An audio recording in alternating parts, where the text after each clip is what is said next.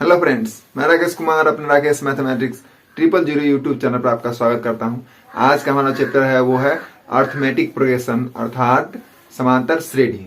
हम जानते हैं कि समांतर श्रेणी होता क्या है। जैसे कई संख्याओं को अगर एक के बाद एक लिखने के क्रम में यदि किसी नियम का पालन करना पड़े ताकि अगली संख्या को हम जान सकें, तो हम कह सकते हैं कि संख्याओं का जो ये क्रम है वो है समांतर श्रेणी अर्थात अर्थमेटिक प्रोग्रेशन में है, एपी में है। इसको शॉर्ट में एपी भी कहते हैं हम लोग।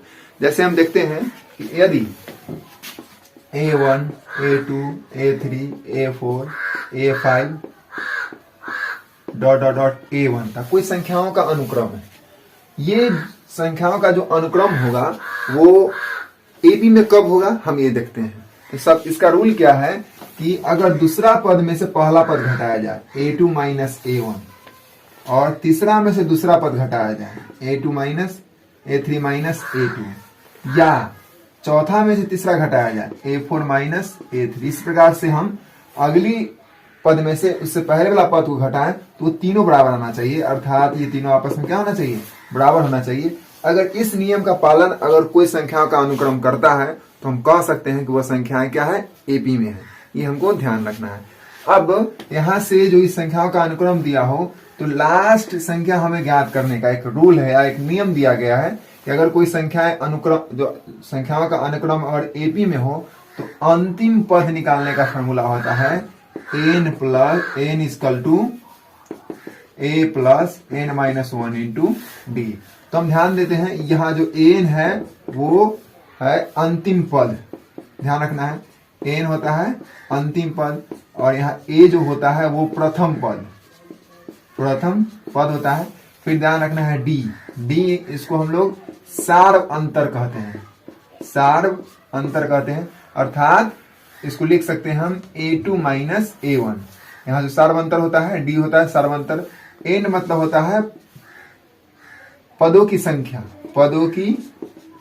संख्या। इस प्रकार से हमें ध्यान रखना है कि अगर किसी संख्याओं के अनुक्रम का अर्थात एपी का हमें जिस पद को निकालना हो वो निकालने का फॉर्मूला होता है n बराबर a plus n minus 1 into D. हमको इस पूरा चैप्टर में इस फॉर्मूला को ध्यान रखना है ताकि हम मैथ जब बनाएं तो ये फॉर्मूला आपको याद रहे। हम फॉर्मूला में कौन सा पद क्या होता है ध्यान रखना है। n जो होता है अंतिम पद होता है, a प्रथम पद होता है, n जो होता है पदों की संख्या, कितना पद कौन सा पद हमको निकालना है वह होता है n, और डी होता है सार्वंतर यानी दूसरा पद में से पहला पद घटाने पर जो नंबर आता है उसको हम कहते हैं सार्व अंतर।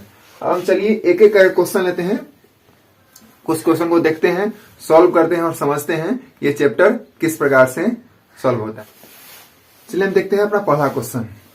पहला क्वेश्चन हमारा क्या है कि AP माइनस 40 माइनस 15 माइनस 10 35 का 10वां पद क्या होगा। तो सिंपली हम देखते हैं फॉर्मूला हम जानते हैं क्या होता है। फॉर्मूला होता है कि n बराबर a plus n minus 1 into d. तो सबसे पहले हम a ज्ञात करते हैं। a यानी होता है प्रथम पद हमारा हो गया माइनस 40। फिर हम यहाँ d जानते हैं, d होता है कि दूसरा पद में से पहला पद को घटाना है यानी A2 माइनस A1।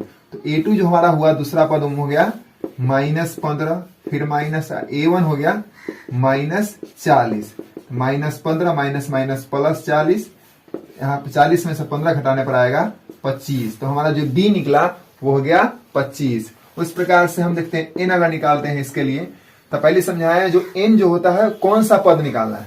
तो n चूंकि हमको 10वां पद निकालना है इसलिए n हो जाएगा 10। अब देखते हैं हम 10वां पद निकालना है यानी हमको A10 निकालना है। A10 इक्वल टू लिख सकते हैं, पहले फॉर्मूला लिखते हैं कि a equal to n equal to a plus n minus 1 into d. n का मान 10 है तो A10 इक्वल टू a का वैल्यू हम लोग रखते हैं माइनस 40 प्लस n का वैल्यू 10 माइनस 1 और d का वैल्यू हम लोग रखते हैं 25 यानी 25। तो माइनस 40 प्लस 10 में से 1 गया था जाएगा 9 गुना 25 माइनस 40 प्लस 25 नमैया जो होता है 225। इस प्रकार से 225 में से हम अगर 40 घटाते हैं 225 माइनस 40 5 8 4 12 1 आ जाएगा आंसर 185। और इस प्रकार से सिंपली क्वेश्चन आपसे पूछा जाए कि minus 40 minus 10 35 dot dot dot का 10वां पद क्या होगा, तो इस प्रकार से हम 10वां पद ज्ञात कर सकते हैं। यहाँ देखते हैं कि दूसरा टाइप हमारा क्वेश्चन क्या है। 1 नंबरिया में क्वेश्चन ऐसे है, 2 नंबर बहुत जरूरी है।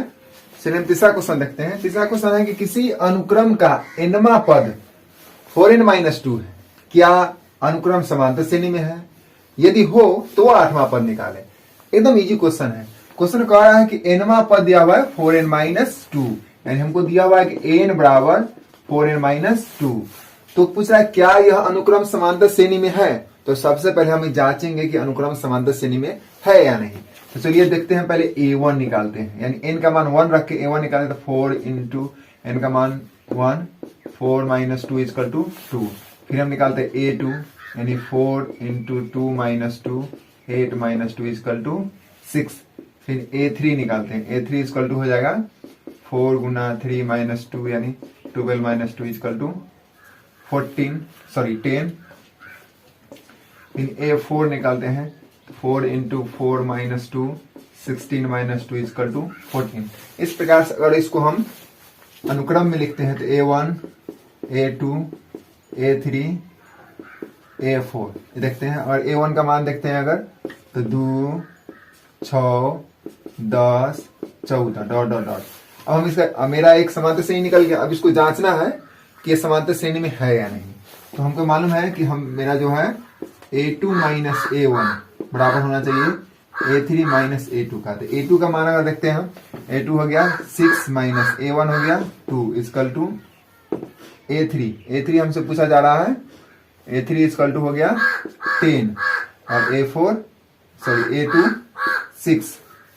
6 में से 2 गया था 4, 10 में से 6 गया था 4, दोनों बराबर आ गया। इस प्रकार हम कह सकते हैं कि जो अनुक्रम है वो समांतर श्रेणी में है। अब हमसे पूछा जा रहा है कि 8वां पद क्या होगा, यानी हमसे पूछा रहा है कि 8वां पद क्या होगा। तो सिंपली देख सकते हैं, शॉर्ट में फॉर्मूला निकाल सकते हैं। 8वां पद में हमसे a8 पूछ रहा है, a8 निकालने का सिंपल तरीका a प्लस 7d, ध्यान रखना है a प्लस 7d। इसको अगर देखते हैं हम कैसे लिखें, तो लिख सकते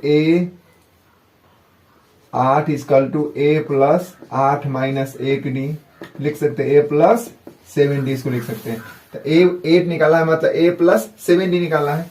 a जो हुआ हमारा प्रथम पद हुआ वो 2 हो गया, प्लस 7 d इजकल टू, यानी दूसरा में से वाला घटाए और d का मान हमें यहाँ निकला 4, लिख सकते हैं 2 प्लस 7 चौक 28, 28 2 30। इस प्रकार से जो 8वां पद निकला वो निकला 30। हमारा चौथा क्वेश्चन है कि यदि 50 पदों की किसी समांतर श्रेणी में अंतिम पद 101 है तो तथा समांतर सर्वंतर 2 है, तो पहला पद ज्ञात करें। तो देख रहे हैं कि 50 पदों की किसी श्रेणी में, यहां हमारा n का मान 50 है, श्रेणी में अंतिम पद 101 है, यानी n जो है 101 है, सार्वंतर 2 है, यानी d है 2। दूसरा पहला पद क्या, यानी हमको a निकालना है। फॉर्मूला हम जानते हैं कि an बराबर a plus n minus 1 into D. a1 दिया हुआ है हमारा 101, n का मान दिया, a का मान हमको निकालना है, n का मान दिया है 50 माइनस 1 और d का मान दिया हुआ है 2। तो 101 इजकल टू a प्लस 50 में से 1 घटाएंगे तो 49 गुना 2, 101 इजकल टू a प्लस 49 गुना 98, यानी 101 माइनस 98 इजकल टू a, यानी 3 इजकल टू a, यानी a इजकल टू 3। इस प्रकार से जो पहला पद निकला हमारा वो 3 निकला हमारा। चलिए हम देखते हैं अपने 5वें क्वेश्चन को। हमारा क्वेश्चन है कि समांतर श्रेणी का के 3, 8, 13 डॉट 25 का अंत से 20वां पद लिखिए। ये हमारा समांतर श्रेणी दिया हुआ है, इसका अंत से 20वां पद निकला है। तो सिंपली देखते हैं हम यहाँ, अगर इसका डी का मान निकालते, ऐसा जब भी क्वेश्चन दिया हो कि अंत से 20वां पद पूछे तो सबसे पहले हम डी निकालेंगे। डी हमारा हो जाएगा a2 माइनस a1, तो हो जाएगा 8 माइनस 3 इजकल टू 5। अब चूंकि अंत से हमको पूछ रहा है पद, तो जो अंतिम वाला पद हो जाएगा हमारा पहला पद होगा। अब 253 हो गया a। फिर क्या कर रहा है, चूंकि अंतर 5 इसलिए 253 में से हम 5 घटाएंगे तो हो जाएगा 248। फिर 248 में से 5 घटाएंगे तो हो जाएगा 243 डॉट डॉट डॉट। क्या पद पूछ रहा है, 20वां पद। इस प्रकार से एक नया एपी हमको बनेगा। फिर से इसको देखते हैं, अगर पूछे कि समांतर श्रेणी के 3, 8, 13 डॉट डॉट 253 का अंत से 25वां पद लिखना है, तो ध्यान रखना है हमको सबसे पहले डी का वैल्यू निकालना है। यानी हमारा डिफरेंस कितना है ये निकालना है। तो यहाँ देख रहे हैं डिफरेंस 8 आ गया, दूसरा में से पहला करा देंगे 8 आ जाएगा, सॉरी यहाँ डिफरेंस 5 आ गया। तो अब क्या अंश से निकालना है, तो उलट देना है हमको, मेरा एपी को उलटना है, यानी जो पहला वाला जो सॉरी जो लास्ट वाला जो मेरा पद होगा वो प्रथम पद में कन्वर्ट हो जाएगा। ये मेरा प्रथम पद हो गया। अब इसमें से हम जो हमने डी निकाला उसको घटाते चला जाएंगे। तो 253 में से 5 गया तो 248, 248 में से 5 गया 243। इस प्रकार से हमें विषमा पद निकालना है। अब हम सिंपल तरीके से इसको विषमा पद निकालेंगे। हमारा ए हो जाएगा 253, डी हो जाएगा 248 में से 253 घटाएंगे तो -5, और जो हमारा एन होगा वो होगा 20। इस प्रकार से हमको ए एन निकालना है। एन निकालने का फॉर्मूला होता है ए प्लस एन -1 इंटू डी, यानी A20 इक्वल टू ए का मान 253 प्लस एन का मान 20 माइनस 1, डी का मान -5। 253 प्लस 19 गुने -5, 253 माइनस 19 बचे 95। अब हम 253 में से 95 घटा देंगे, 8 5 13, 9 5 14, 1, हमारा आंसर आ जाएगा 158। 8 5 13, 9 5 14 15, 158। इस प्रकार से अगर क्वेश्चन हमारा हो तो ऐसे हल कर सकते हैं। अब हम देखते हैं अपने छठे क्वेश्चन को।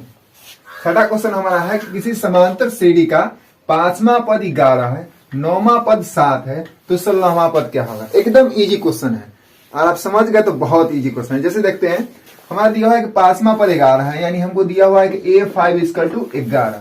हम जानते हैं A5 को लिख सकते हैं, A5 मतलब A plus 4D equal to 11। हम इसको इक्वेशन 1 मानते हैं। फिर कह रहा है 9वां पद दिया हुआ है 7, यानी दिया हुआ है क्या है A9 इक्वल टू 7। A9 को लिख सकते हैं A plus 8D equal to 7। समीकरण क्या हो गया 2। अब हमने पढ़ा है 2 चर वाला रैखिक समीकरण, इसको आराम से लुप्तीकरण विधि से हल कर सकते हैं। एक में से हम क्या करते हैं 2 को घटा देते हैं सिंपली। तो A plus 4D equal to 11, A plus 8D equal to 7। Minus minus minus से कट गया, ये घटाने पर आ जाएगा -4D, आ जाएगा 4, यानी कि D का वैल्यू 4/-4 कट के आ जाएगा -1, यानी हमारा जो D का वैल्यू निकला वो -1 निकला। अब फ्रॉम समीकरण लिख सकते हैं, समीकरण 1 से, समीकरण 1 में है कि A plus 4D equal to 11, यहां से D का वैल्यू रखते हैं तो A प्लस 4, D का मान -1 इक्वल टू 11। लिख सकते हैं A minus 4 equal to 11, A बराबर 11 प्लस 4, यानी A इक्वल टू 15। हमारा यहाँ A का मान भी निकल गया और D का मान भी निकल गया। अब क्या हमसे पूछा जा रहा है कि 16वां पद क्या होगा, यानी हमसे पूछा जा रहा है कि A16 इक्वल टू क्या होगा। हम जानते A16 का मतलब हुआ A प्लस 15D। A का वैल्यू हमने निकाला 15 प्लस 15 गुना D का वैल्यू -1, यानी 15 और -15 इक्वल टू 0, यानी अर्थात हमारा जो 16वां पद होगा वो 0 होगा। चलिए अपन देखते हैं 7वां क्वेश्चन। 7वां क्वेश्चन हमारा है कि समांतर श्रेणी 21 42 63 84 का कौन सा पद 420 है। तो देखते हैं हमारा A जो हुआ पहला पद 21, दूसरा अगर सरल निकालते हैं D निकालते हैं तो हो जाएगा A2 माइनस A1, अर्थात 42 माइनस 21 इक्वल टू 21। फिर दिया हुआ है कि कौन सा पद 420 है। 420 में तो हमको दिया हुआ है कि n दिया हुआ है 420, हमको n का वैल्यू निकालना है। एकदम इजी क्वेश्चन है। देखते हैं फॉर्मूला बिठाते हैं कि n इक्वल टू हमारा दिया हुआ है 420, n निकालने का formula a plus n minus 1 into d equal to 420। a का वैल्यू दिया हुआ है 21 प्लस n का मान हमको निकालना है, d का वैल्यू भी दिया हुआ है 21 इक्वल टू 420। 21 प्लस तो जाएगा माइनस में, n minus 1 21 equal to 420 minus 21, n minus 1 21 equal to, इसको लिख सकते हैं 399, यानी n माइनस 1 इक्वल टू 399/21। इसको भाग देंगे अगर 399 में हम 21 से भाग देते हैं, एक मतलब 21, 8 1 9, 9 से कटेगा 189। इस प्रकार से आ जाएगा, लिख सकते हैं हम 19 मतलब है अर्थात n minus 1 equal to 19, n equal to 19 plus 1 यानी n इक्वल टू 20। इस प्रकार से जो 20वां पद होगा वो होगा 420। अब हम देखते हैं अपना 8वां क्वेश्चन। 8वां क्वेश्चन है कि 4 के कितने गुणज 10 और 250 के बीच में होगा। क्वेश्चन ऐसा एग्जाम में पूछता है कि 4 के कितने गुणज जो होगा वो 10 और 250 के बीच में होगा। हमको ध्यान रखना है कि जो भी गुणज है वो 10 और 250 के बीच में है। तो देखते हैं कि जस्ट 10 के बाद कौन ऐसा नंबर है जो 4 से कटता है। तो 10 के जस्ट बाद देखते हैं हम, तो आता है 12। फिर देखते हैं 12 में फिर 4 जोड़ेंगे तो हो जाएगा 12 4 16। इस प्रकार से आगे बढ़ाते हैं और फिर देखते हैं कि 250 के जस्ट पहले जो कौन संख्या है जो 4 से कटता है तो हो जाएगा 248। इस प्रकार से हमारा जो एपी बनेगा वो होगा 12 12 4 16 16 4 20 डॉट डॉट डॉट 248। सिंपली समझ में आ गया। फिर से समझते हैं इसको। हमारा क्वेश्चन कह रहा है कि 10 और 250 के बीच में कौन कौन संख्या, कितनी संख्या है जो 4 से विभाज्य है। तो सबसे पहले देखते हैं कि 10 के जस्ट बाद कौन संख्या है जो 4 से कटता है। 4 एकम 4 4 दूनी 8 4 तिहाई 12। जस्ट 10 के जस्ट बाद 12 हो गया। फिर 12 में फिर 4 जोड़ेंगे 16, 16 में फिर 4 जोड़ेंगे तो 20। इस प्रकार से करते करते अगर 250 के जस्ट पहले पूछे, अगर देखते हैं हम अगर, तो 250 के जस्ट पहले 248 आता है जो 4 से कट जाता है। फिर देखते हैं हम, अब इसी में से हम n का मान निकालते हैं। a का मान हो जाएगा 12, d इक्वल टू 16 माइनस 12 यानी कि 4। और यहाँ जो हमारा दिया हुआ n दिया हुआ है 248, हमको n का वैल्यू निकालना है।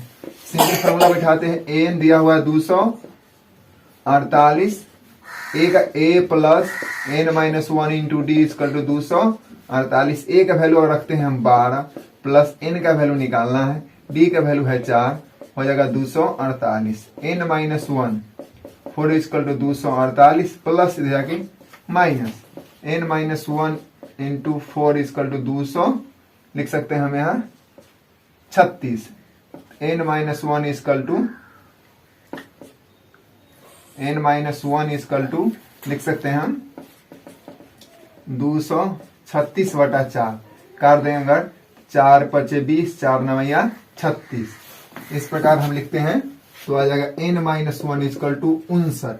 n इक्वल टू 59 अब प्लस 1 n इक्वल टू हो जाएगा 7। इस प्रकार से 10 और 250 के बीच में टोटल 60 ऐसी संख्याएं होगा जो 4 से विभाज्य होगा। अब हम अपने 9वें क्वेश्चन को देखते हैं। 9वां क्वेश्चन है कि एपी में 3 संख्याओं का योगफल 50 दिया हुआ है और उनका गुणनफल 750 है। तो संख्याएं ज्ञात करना है। सिंपली देखते हैं, जब भी एपी में 3 संख्याओं का चर्चा है, ठीक है, तो हम मान लेंगे कि हमारा जो A1 है वह x plus y, sorry x minus y. A1 मानेंगे x माइनस वाई और A2 मानेंगे x, A3 मानेंगे x प्लस वाई। सिंपली मान सकते दोनों का, तीनों के बीच का अंतर y है। अब हम क्या करते हैं, क्वेश्चन में कह रहा है कि तीनों का योगफल 30 है, यानी कि A1 plus A2 plus A3 equal to 30। यहां से देखते हैं कि x माइनस वाई प्लस